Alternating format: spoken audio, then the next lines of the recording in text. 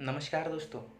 जैसे कि आपको पता ही है, आईपीएल 2020 की शुरुआत 19 सितंबर से यूएई की धरती पर होने वाली है।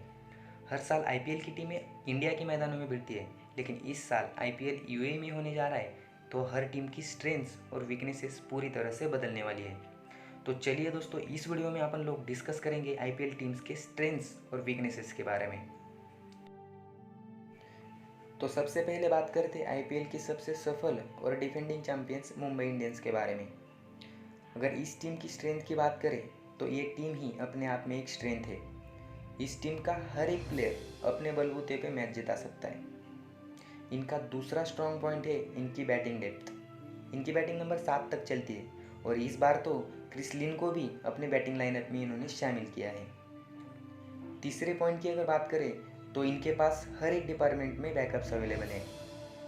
इनका मेन स्ट्रॉन्ग पॉइंट है कि इनकी पावरफुल ऑलराउंडर तिगड़ी, जिनमें शामिल है पांड्या ब्रदर्स और वेस्ट इंडीज़ के कायरन पोलार्ड। रोहित की कैप्टनसी भी इनका एक स्ट्रॉन्ग पॉइंट मानना पड़ेगा, क्योंकि 2013 के बाद रोहित के अंडर इस टीम ने 4 आईपीएल टाइटल्स अपने नाम किए हैं। अब बात करते हैं इस टीम के वीकनेसेस के बारे में। अगर यूएई के मैदानों को कंसिडर किया जाए तो मिडिल ओवर्स में स्पिनर्स का बोलबाला रहता है और इनके पास लिमिटेड स्पिनर्स हैं, तो इसलिए राहुल चहर और कृणाल से मुंबई को ज़्यादा उम्मीदें रहेगी। बुमराह के साथ साथ बाकी बॉलरों को भी डेथ ओवर्स में अच्छी गेंदबाजी करनी पड़ेगी। शुरुआती दिनों में 4 फॉरेन प्लेयर्स का कॉम्बिनेशन बनाते समय मुंबई इंडियंस का थोड़ा टाइम जा सकता है, क्योंकि अगर क्रिस लिन और डिकॉक दोनों को खिलाना होगा तो ईशान किशन को प्लेइंग 11 में जगह नहीं बनेगी, और इसी हालत में जयंत यादव और धवल कुलकर्णी, इन दोनों में से किसी एक को मौका मिल सकता है। इसके बाद बात करते हैं the consistent team of IPL Chennai super Kings के बारे में। स्ट्रेंथ की अगर बात करें तो सबसे बड़ी स्ट्रेंथ है the M S Dhoni factor, क्योंकि धोनी का प्रेजेंस ही इस टीम को कंसिस्टेंट बनाता है। इनका दूसरा स्ट्रॉन्ग पॉइंट है इनके experience spinners. Harbhajan Singh, Tahir, Jadeja, Santner जैसे स्पिनर्स इनके पास अवेलेबल थे, और इस बार तो पीयूष चावला को भी इन्होंने अपनी टोली में ऐड किया है। मुंबई की टीम की तरह ही इनके पास ही सभी डिपार्टमेंट में बैकअप्स अवेलेबल है, और इनका एक स्ट्रॉन्ग पॉइंट है जो इनको कंसिस्टेंट बनाता है, वो है इनका एक्सपीरियंस। पिछले साल प्लेइंग 11 में दीपक चहर के अलावा एक भी प्लेयर ऐसा नहीं था जो 30 साल के अंदर हो। वीकनेसेस की अगर बात करें तो कभी कभी इनकी स्ट्रेंथ ही इनकी वीकनेसेस बन जाती है। एज फैक्टर अगर कंसिडर किया जाए तो एक्सपीरियंस तो भरपूर है, लेकिन एज फैक्टर इनको कभी कभी इम्पैक्ट दे सकता है। इस टीम में मोस्ट ऑफ दी प्लेयर जो है जिन्होंने 1-1.5 साल से इंटरनेशनल क्रिकेट नहीं खेला है, तो ए फैक्टर भी इस टीम को इम्पैक्ट दे सकता है। इसके बाद हम बात करेंगे विराट की आरसीबी के बारे में। इनकी बैटिंग ही इनकी हमेशा से स्ट्रेंथ रही है, और इस बार तो फिंच भी विराट की आर्मी में शामिल हुए हैं, और उन्होंने रिसेंटली सोशल मीडिया पे बताया हुआ है कि वो विराट के अंडर खेलने के लिए बहुत एक्साइटेड है। इनके पास अच्छे खासे ऑलराउंडर भी मौजूद हैं। मॉरिस, शिवम दुबे के साथ साथ पवन नेगी और वॉशिंगटन सुंदर भी अपना प्रदर्शन दिखा सकते हैं। अगर ध्यान दें तो समझ में आता है कि करंट टी20 इंडियन टीम में से 5 प्लेयर्स आरसीबी के पास है, जिसमें कप्तान खुद चहल, दुबे, सुंदर और नवदीप के साथ शामिल है। अब बात करते हैं आरसीबी के वीकनेसेस के बारे में। इनकी हमेशा की वीकनेसेस जो रही है वो है इनकी डेथ ओवर्स में बॉलिंग, क्योंकि नवदीप सैनी के अलावा आरसीबी का कोई भी गेंदबाज अपनी छाप नहीं छोड़ पाया है। इनके पास अच्छे खासे ऑलराउंडर तो है, लेकिन वो हार्दिक, पोलार्ड और आंद्रे रसेल की तरह मैच विनिंग बैटिंग करने के सक्षम ऑन पेपर नहीं दिखते हैं।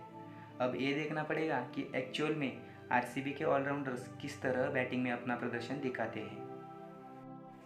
अब डिस्कस करेंगे किंग्स 11 पंजाब के बारे में। इनके पास गेल और केएल राहुल जैसे विस्फोटक ओपनर्स हैं, और मिडल ओवर्स में 2014 की तरह मैक्सवेल यूएई में बाकी टीमों पर अपना हल्ला बोल कर सकते हैं।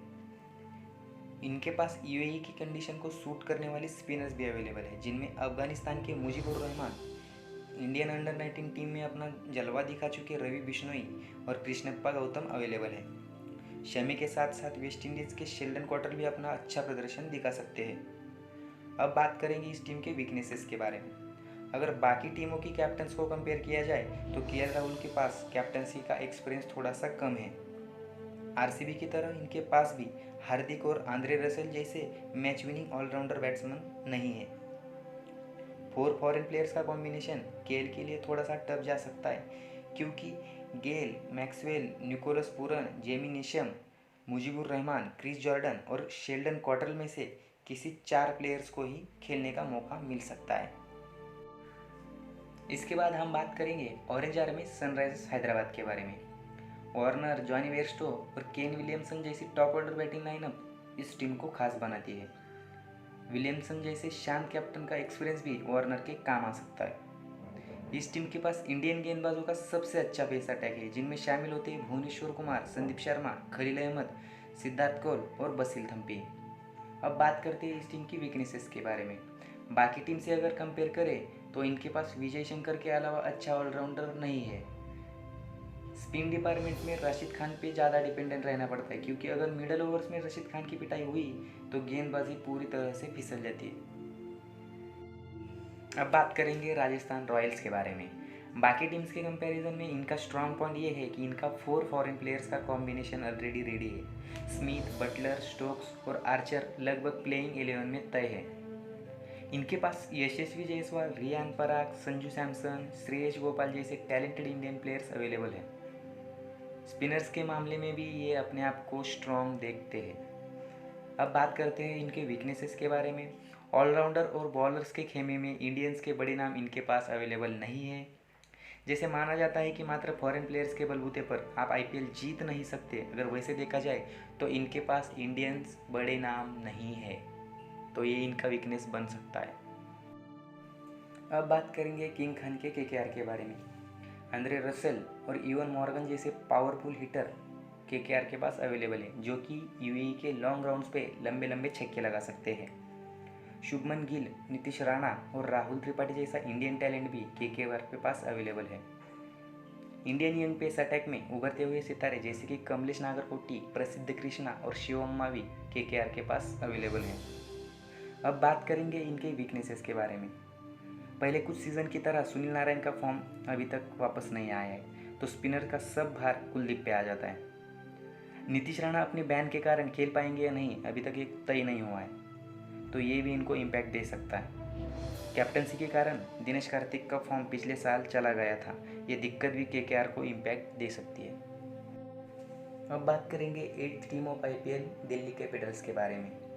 इनके स्ट्रॉन्ग पॉइंट की अगर बात करें तो सबसे बड़ा स्ट्रॉन्ग पॉइंट है कि इनकी Indian batting lineup. Shikhar Dhawan, Prithvi Shaw, Ajinkya Rahane, Shreyas Iyer और ऋषभ पंत जैसे इंडियन बैट्समैन इनके पास अवेलेबल है। उसके बाद इनके पास स्पिनर्स भी काफ़ी अवेलेबल है, जिसमें शामिल है अश्विन, अमित मिश्रा, अक्षर पटेल और संदीप लैमिचानी। ये इनको इम्पैक्ट दे सकते हैं और दिल्ली के लिए स्पिनर्स का बोलबाला रह सकता है। अगर वीकनेसेस की बात करें तो दिल्ली की सबसे बड़ी दिक्कत यही रहती है कि ये बड़े बड़े नाम होने के बावजूद ये टीम एक बार भी आईपीएल फाइनल तक नहीं पहुंची है। अगर इस बार ट्रॉफी जीतना होगा तो प्लेइंग 11 अच्छी तरह से चूज करना अय्यर का सबसे बड़ा चैलेंज होगा। अगर ये वीडियो आपको थोड़ा सा भी इंफॉर्मेटिव लगा होगा तो मेरे चैनल को सब्सक्राइब जरूर कीजिएगा, क्योंकि मैं ऐसे वीडियो रेगुलरली लाता रहूँगा।